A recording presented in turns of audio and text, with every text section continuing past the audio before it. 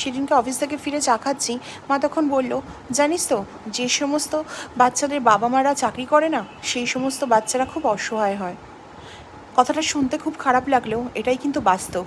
শুধু বাচ্চা অসহায় হয় না, সঙ্গে তার মাও অসহায় হয়। আমরা যখন ছোট ছিলাম তখন কিন্তু বাবাকে পাইনি, কিন্তু মাকে পেয়েছি। যখনই প্রয়োজন মাকে পেয়েছি। মা ভালো হোক খারাপ হোক, মা বকুক মারুক, মা কিন্তু মাই হয়। আজকে ইচ্ছা থাকলেও আমি কিন্তু আমার বাচ্চার সঙ্গে অফিসের দিনগুলোতে কাছে থাকতে পারি না। সেই সকালবেলা বেরিয়ে যাই, আবার ফিরতে ফিরতে সন্ধে হয়ে যায়। মাথার মধ্যে কিন্তু দুশ্চিন্তা নিয়ে ঘুরি না এই কারণেই, কারণ বাড়িতে আমার বাবা মা আছে ওকে দেখার জন্য। আমি আর আমার বর দুজনে মিলে অফিসটা এর জন্যই করতে পারি, কারণ আমার বাবা মা সারাক্ষণ আমার বাচ্চাকে কিন্তু টেক কেয়ার করে। হ্যাঁ, আমাদের হাউস হেল্প আছে, কিন্তু হাউস হেল্পের ভরসায় কিন্তু একটা বাচ্চাকে কখনোই মানুষ করা যায় না।